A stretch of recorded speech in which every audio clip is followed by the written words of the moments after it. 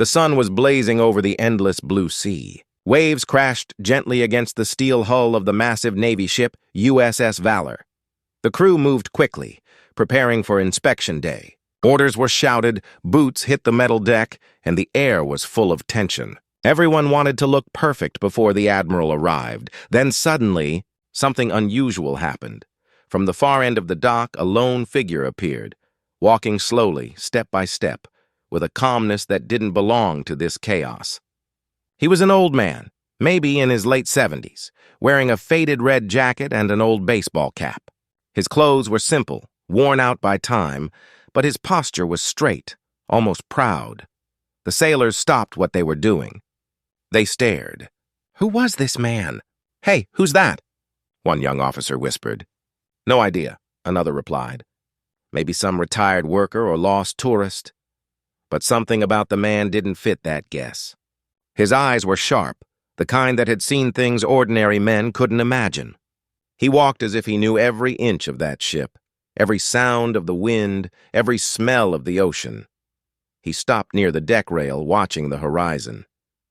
The sound of helicopters echoed in the distance. He didn't flinch. A group of young Navy SEALs approached him quickly. One of them, a tall man named Carter, called out, "Sir, this area is restricted." "You can't be here!" The old man didn't move. He simply turned his head slightly, looked at Carter, and said in a calm voice, "I know this ship better than anyone here, son." Carter frowned.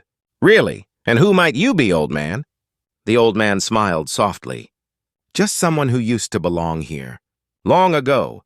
That answer made the soldiers laugh. Another SEAL muttered, "He's crazy. Get him off the deck!" Before Carter could respond, the ship's commander, Commander Ellis, stormed out from the control room. "What's going on here?" he barked. Carter saluted. "Sir, an unknown civilian is on deck. He claims he used to serve here." Commander Ellis stepped closer to the old man. His voice was sharp. "This is a military zone. You are trespassing. Identify yourself immediately." The old man looked straight into his eyes. His calmness didn't break. "I don't carry ID anymore," he said quietly. "But this ship used to carry me." The commander's jaw tightened. "Enough of this nonsense. Guards, escort him to the holding room until we verify his identity." Two soldiers grabbed the old man's arms. For a brief moment, the old man looked at their hands, then at the commander. His voice dropped to a whisper. "You're making a mistake, Commander." But they didn't listen. The crew watched as the old man was led across the deck. Some laughed, some looked confused. None of them knew who they were touching. Moments later, a black helicopter descended onto the deck with a loud roar. The Admiral had arrived. The sailors stood in formation. The old man, now surrounded by guards, stood quietly near the edge of the deck.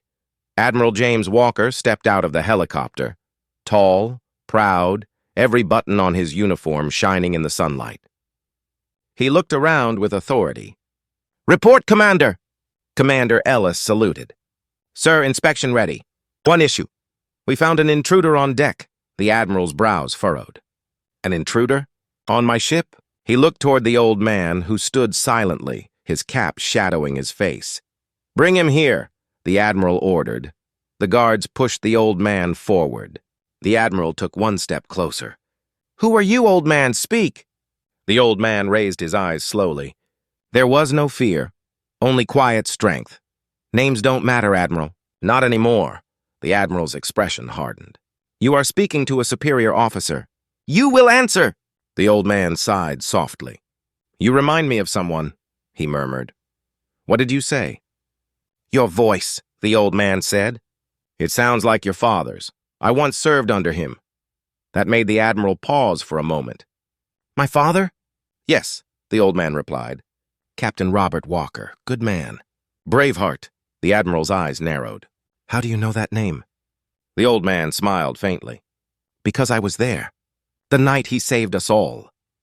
A wave of silence swept across the deck. The crew looked at each other, confused. The Admiral studied the man carefully, but then shook his head. "Impossible. My father's ship went down decades ago.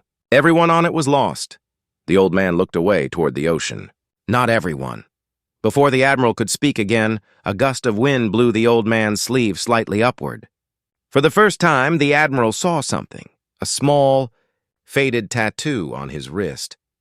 It was a black eagle with a lightning bolt across its wings, the emblem of the Ghost Squadron, a legendary secret unit from the old wars. The Admiral froze. His face changed instantly. That tattoo. He had seen it once before, in an old Navy photograph of heroes who never returned. He took a step back, disbelief in his voice. Where did you get that tattoo? The old man looked at him directly. I didn't get it, Admiral. I earned it. The words hit everyone like thunder. The crew went silent.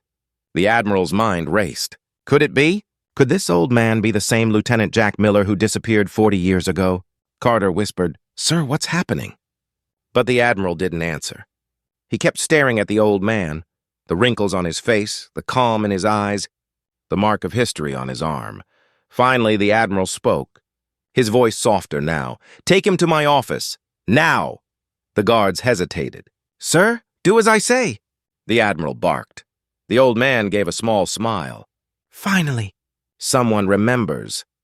As they walked away, the camera focuses on the Admiral's face. Confusion, fear, and curiosity all mixed together. He looks down once more at the tattoo image burned in his mind. The scene ends with a voiceover. They thought he was just an old man. But that day, the sea was about to remind them that legends never truly fade. The screen fades to black. The door slammed shut behind the old man as two guards led him into a small, gray interrogation room. The sound of the waves outside was faint now. The air inside felt heavy, almost like the walls were holding their breath. He sat down quietly on the metal chair, his hands resting calmly on the table. The guards stood near the door, waiting for orders. A few minutes later, the door opened again. Admiral Walker stepped in, followed by Commander Ellis and Officer Carter. The Admiral's face showed no anger now, only confusion and curiosity. He placed a file on the table and slowly sat down across from the old man. For a few seconds, no one spoke. Only the ticking of the wall clock filled the silence. Finally, the Admiral leaned forward. You said you served under my father, he began slowly. That's a bold claim, especially when everyone from his crew was declared dead. The old man looked straight at him. His eyes were calm, yet deep. Death is just a word, Admiral, he said softly. Some of us kept breathing, but we never really lived after that night. Commander Ellis frowned. Stop speaking in riddles. Who are you, really? The old man didn't answer. Instead, he turned his gaze toward the small window where sunlight sliced through the darkness. The sea remembers everything, he whispered. Even the names we try to forget. Carter slammed his hand on the table. Enough with your stories. We need your name and purpose now. The old man didn't even flinch. His silence made Carter look foolish. The Admiral raised his hand to calm him down. Officer Carter, step outside. But, sir, that's an order. Carter left, mumbling under his breath. The door clicked shut again. The Admiral studied the old man quietly. His voice was lower now, more personal. That tattoo on your arm, where did it come from? The old man slowly rolled up his sleeve, revealing the faded black eagle tattoo. Wings spread wide, a lightning bolt through the center. The skin around it was old, scarred, weathered. He spoke quietly, each word carrying weight. It's the mark of the Ghost Squadron. We were called Shadows. We went where no one else could. Missions that never existed, at least not on paper. The Admiral's heart skipped a beat. Ghost Squadron? Commander Ellis frowned. That's just a myth, sir. An old war legend, the old man smiled faintly.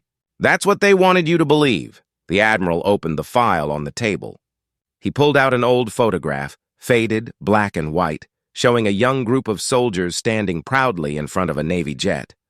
At the center stood a young man with the same tattoo on his arm. The Admiral slid the photo toward him.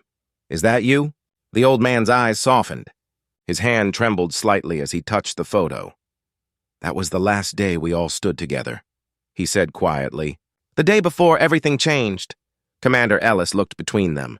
Sir, if what he says is true, he could be Lieutenant Jack Miller, the one who disappeared in the Pacific mission. The Admiral turned to him. Lieutenant Jack Miller died 40 years ago. The old man finally looked up. No, Admiral. I survived. But sometimes I wish I hadn't. The room fell silent again. The Admiral leaned back in his chair, his expression a mix of shock and disbelief. If you truly are Lieutenant Miller, then tell me what happened that night. My father's last mission, the one no one ever spoke about. The old man's eyes darkened, lost in memory. He began slowly, his voice heavy. We were sent on a rescue op in the Pacific. Storm hit us hard. Radio went dead. The ship started taking fire from an unknown source. Chaos everywhere. Captain Walker ordered an evacuation, but the lifeboats were destroyed. He stayed behind to hold the line. He paused. His hand clenched slightly. I tried to pull him out, but he ordered me to leave. Said, "Save the men, Jack, that's an order." The Admiral swallowed hard. His throat felt dry, and then the sea took him, the old man said, his eyes distant. I was the only one left when the choppers came. The report said everyone was lost. I didn't correct it. Why? The Admiral asked softly. The old man smiled sadly. Because heroes deserve to rest. I didn't want medals or pity. I just wanted silence, Commander Ellis whispered under his breath. This can't be real. But the Admiral wasn't listening anymore. He was staring at the tattoo again, his father's last words echoing in his head. Words he had read in old letters. If you ever meet a man with the eagle and lightning mark, salute him. He saved us all. The Admiral's heart pounded. Could it really be him? He stood up suddenly. Get me the Navy archives. I want every file on the Ghost Squadron. Now. As Ellis hurried out, the old man leaned back in his chair, his voice calm again. You don't need files to know the truth, Admiral.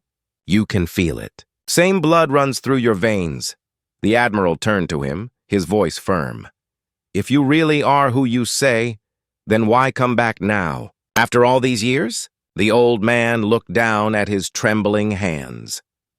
Because this ship carries the names of my brothers. I wanted to see them one last time before I go. His words hit deep. Even the guards at the door looked away. A moment of silence filled the room, the kind that carried respect. Then, the door burst open again. Commander Ellis returned, holding a printed file. Sir, you need to see this. The Admiral grabbed it and scanned the document. His eyes widened. There it was, Lieutenant Jack Miller. Status, missing in action. Last seen, Pacific, 1983. He looked at the photograph attached. The same face, just younger, same eyes, same tattoo. The Admiral lowered the paper slowly, his voice shaking. It's you. It really is you. The old man gave a quiet nod. A ghost finally found his way home. The Admiral stood silently for a long moment. Then he extended his hand.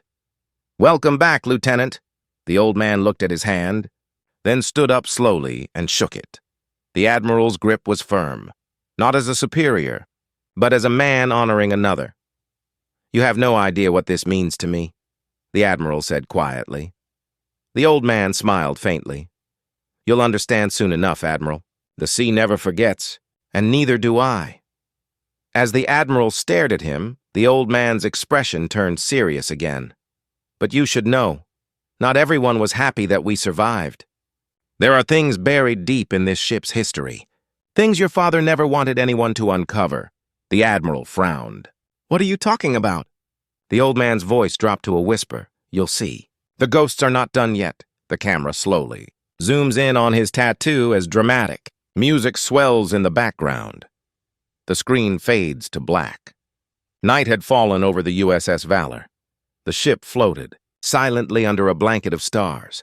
The ocean was calm, but inside the command room, a storm was brewing. Admiral Walker stood beside a large table covered with old files, faded photographs, and military records. The lights flickered softly as the engines hummed below deck. The old man, Lieutenant Jack Miller, sat quietly in the corner, hands folded, eyes half closed as if lost in memories that refused to die. Commander Ellis entered, holding another folder. Sir, these are the classified archives from the Pentagon. You requested all data linked to Operation Iron Wave. The Admiral took the folder with a frown. That's the one your team was on, isn't it? he asked, turning toward Jack. Jack nodded slowly. Yes, the mission they buried. Admiral Walker opened the file. Inside were yellowed pages marked Top Secret. The text was full of redacted lines, black ink hiding half the truth. He read aloud, Operation Iron Wave. Status, failed. Objective, neutralize unknown enemy forces off Pacific coast. Casualties 112, survivors, none. The Admiral's voice trembled. It says there were no survivors. No one came back. Jack's voice was quiet but firm. That's what they wanted the world to believe. The truth never left the ocean that night. The Admiral looked at him sharply. Why hide it? Why erase your existence? Jack took a deep breath, eyes fixed on the dark window reflecting the stars. Because what we found wasn't meant to be found. Ellis frowned. What do you mean? Jack leaned forward, his voice dropping to a whisper. We were sent to intercept an enemy submarine. But what we discovered wasn't an enemy vessel at all. It was one of ours, carrying weapons that weren't supposed to exist. The Admiral's eyes widened. You mean experimental weapons? Illegal ones. They were testing them secretly in the Pacific. When the system malfunctioned, it triggered an explosion. The Navy couldn't risk the world knowing, so they buried us with the wreck. Ellis stepped back, stunned. So you took the blame for their mistake? Jack nodded. They called it a failed mission. But we weren't fighting an enemy. We were fighting their secret. The room fell silent again. Only the soft creak of the ship echoed through the air. The Admiral ran his hand over his face. My father knew, didn't he? Jack looked at him sadly. He was ordered to keep quiet. But when the explosion started, he stayed behind to stop it from spreading. He saved the Pacific. And the Navy's reputation. Admiral Walker swallowed hard. He died a hero. Jack's voice trembled slightly. He did. But they never gave him the honor he deserved. The Admiral closed the file slowly. He stared at the cover marked, Classified, Do Not Open. All these years, he said softly. My family believed he died in a storm. I grew up hating the sea for taking him. But the sea didn't take him and the Navy did. Jack didn't speak. His silence said more than words ever could. Suddenly the power flickered again. The room dimmed. A red warning light blinked on the wall. Engine control, error detected. Ellis rushed to the console. Sir, there's a malfunction in the lower deck. Power fluctuation near the memorial chamber. The Admiral frowned. That's strange. No one should be there at this hour. Jack's eyes opened wide. His voice turned cold. That's where it started last time. The Admiral looked at him, confused. What are you talking about? Jack stood up slowly, his body stiff but strong. The same system that failed during our mission. They installed it again on this ship. History repeating itself. The Admiral's pulse quickened. How do you know that? Jack tapped the side of his head. Because I built it. I designed the prototype. Ellis blinked. You? But that means, yes, Jack interrupted. I was part of the project. Before I became a soldier, I was an engineer. They chose me to test the new defense corps, the one that went wrong. The Admiral stepped closer. Then you can stop it. Jack nodded slowly. Maybe. But the system isn't just dangerous. It's alive. It reacts to energy around it. If it overheats, it could blow half the ship. The Admiral turned to Ellis. Seal the lower deck. I want all non-essential crew off that area immediately. Ellis saluted and left in a hurry. Jack looked at the Admiral. You don't understand, do you? This isn't just a malfunction. Someone turned it on. The Admiral froze. You mean sabotage? Jack's eyes darkened. Someone doesn't want the truth to come out. And they're willing to sink this ship to keep it buried. The tension grew thicker. The Admiral grabbed the intercom. Security, lockdown engineering sector B, no one in or out without my orders. The speaker crackled, then went silent. No response. Jack shook his head. Too late. They've already cut communication. The Admiral's face hardened. Who would do this? Jack looked him dead in the eye. Someone who was part of the cover-up. Maybe even someone on this ship. The Admiral clenched his fists. Then we find them. Jack nodded, his voice steady. First, we stop the system before it triggers the chain reaction. After that, we deal with the ghosts. The two men rushed toward the lower deck. The sirens began to wail softly as emergency lights flashed red along the corridors.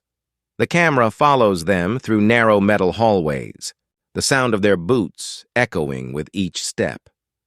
They reach the memorial chamber, a quiet room with names carved into steel plates, glowing faintly in the red light. In the corner, a small control panel blinked with warning lights. The screen read, "Energy core active, overload imminent." Jack knelt beside it, hands moving fast despite his age. Sweat ran down his forehead. "Someone bypassed the safety locks," he muttered. They knew exactly where to strike. The Admiral watched, anxious. "Can you shut it down?" Jack didn't look up. "Can you shut it down?" Jack didn't look up. "Maybe, but I need time. And you need to trust me." The Admiral nodded. "You have it." The screen flickered again, showing a countdown. Overload in 10 minutes. The ship's alarm screamed louder. Ellis's voice came through the radio, full of panic. "Sir, we have fire in the engine room. Power circuit's melting," the Admiral shouted. "Evacuate everyone near the core." Jack kept working, his fingers flying over the controls. "If I can stabilize the reactor manually, we might live." The Admiral knelt beside him. "What happens if you can't?" Jack's voice was steady, almost peaceful. "Then at least I'll finish what your father started." The camera zooms in on Jack's tattoo as the countdown drops to 2 minutes. Sparks fly. Steam bursts from the pipes. The ship groans under pressure. The Admiral yells over the noise, "Jack! It's too dangerous!" Jack doesn't stop. His eyes burn with determination. "No, Admiral, it's too late to be afraid. The sea's waiting again. But this time, I decide how it ends." Suddenly, the console sparks, and the screen turns black. Everything stops. Silence fills the room. Jack slowly opens his eyes. "It's done!" The Admiral exhales in relief. But before he can speak, the ship shakes violently. A loud thud echoes from the other side of the wall. Jack's eyes narrow. "We're not alone down here." The Admiral turns toward the dark corridor. Footsteps echo. Slow, heavy, deliberate. Then a voice calls out from the shadows. "You should have stayed dead, Lieutenant Miller." The Admiral's face freezes. Jack stands tall, eyes locked on the darkness. "I was wondering when you'd show up." The screen fades to black with the words. The sound of heavy footsteps echoed through the dim corridor. The red emergency lights flashed slowly, painting the metal walls in blood-colored light. Jack Miller and Admiral Walker stood still, staring into the darkness where the voice had come from. Then, out of the shadows, a man stepped forward. He wore a Navy officer's uniform, but his face was cold, empty. The nameplate read Commander Reed. The Admiral looked shocked. "Reed, you're in charge of engineering. What are you doing here?" Reed's expression didn't change. "Finishing what your father couldn't," he said calmly. Jack narrowed his eyes. "You were part of Iron Wave, weren't you?" Reed smirked. "Smart old man, yes, I was there, a junior officer. I saw everything. I saw how your captain covered up his own mistake and left the rest of us to burn." The Admiral's voice rose. "That's a lie! My father saved this fleet." Reed's face twisted with rage. "Saved? He ruined everything!"